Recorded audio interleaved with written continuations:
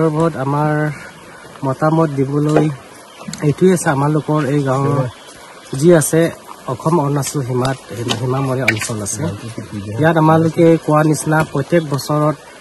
প্ৰতিটো বছৰ আমালোকে 3 মাহ 4 মাহৰ কাৰণে মানে আমালোকে ইয়াত বাঁহৰ দলং বনাবলগীয়া হয় কাৰণ আমালোকৰ ইয়াত অহা যোৱা কৰিবলৈ কাৰণে স্কুলত ল'ৰা ছোৱালী কোন ল'ৰা ছোৱালী অহা যোৱা কৰে লগতে গাঁও মানুহ অহা যোৱা কৰে এইটো কাৰণে সদায়তো আমি নাৱত চলাবলৈ কষ্ট হয় আৰু নাৱৰীয়াত ভাড়া দিবলৈও কষ্ট হৈ যায় কাৰণ 12 মাহ নাৱৰীয়াত বহাটো সম্ভৱ নহয় এইটো কাৰণে আমালোকে বাঁহৰ দলং দিনে নিশাই যাতে গাঁও মানুহ সুবিধা হয় এইটো কাৰণে এইটো বাঁহৰ দলং বনায় চৰকাৰৰ পৰা এতিয়ালৈকে কোৱা নিচিনা যিটো বিশেষ আঁচনি লাগে যি দৰকাৰ আছে আমাৰ যাতায়াত ব্যৱস্থা আজি এই মুকামৰ আপোনালোকে যদি আহে চৰকাৰৰ পৰা সম্পদ যদি কয় আমালোকে ইলেক্ট্ৰিচিটিটোহে পালো তাৰ বাহিৰে ৰেচন কাৰ্ড ৰেচন আহে ল'ব যায় মা আহিলে এইটো আছে কিন্তু তাৰ বাহিৰে উন্নতিৰ কাৰণে ডেভেলপমেণ্ট ক্ষেত্ৰৰ কাৰণে চৰকাৰে একো কাম কৰা নাই একমাত্ৰ আছে ইলেক্ট্ৰিক এইটো আমালোকে পালো বিদ্যুৎ যিটো ব্যৱস্থা আছে এইটো পালো তাৰ বাহিৰে দলঙে হওক আমাৰ ইয়াত আমাৰ মেইন দৰকাৰ আছে আমাৰ দলংটো লাগে হিংগিং ব্ৰিজ হ'লেও 4 চকীয়া বাহন যাব পৰাকে এনেকা ব্ৰিজ দিব পৰা গ'লে ভাল আমাৰ অনুৰোধ এইটোৱে আছে অসম চৰকাৰৰ কাৰণে তেওঁক লগত আমালোকে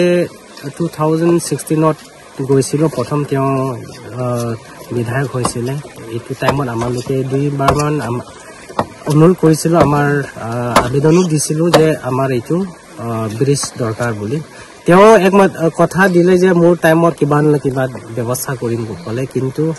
এতিয়া 15 years মান হৈ গ'ল কিন্তু এতিয়ালৈকে একো ব্যৱস্থা কৰা নাই আৰু আমালোকে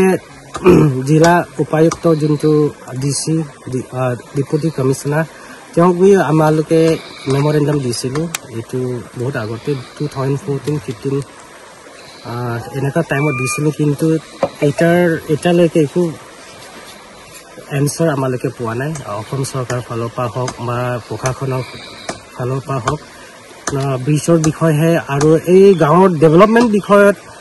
চৰকাৰৰ ফালৰ পৰা আমালোকে এতিয়ালৈকে একো কমেণ্টে পোৱা নাই বিধায়ক ফালৰ পৰাও পোৱা নাই আৰু ডিচি মহোদয়ৰ ফালৰ পৰা আমালোকে একো পোৱাই নাই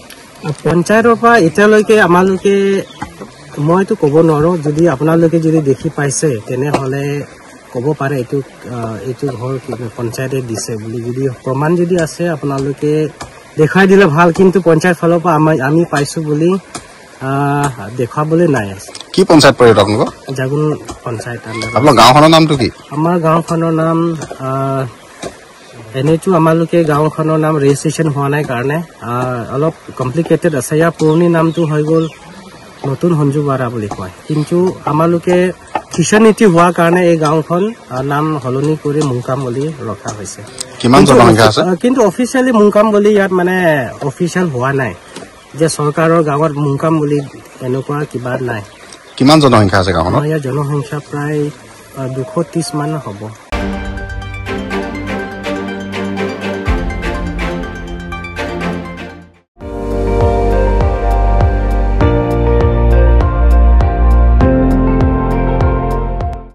আপুনি চাই আছে ND24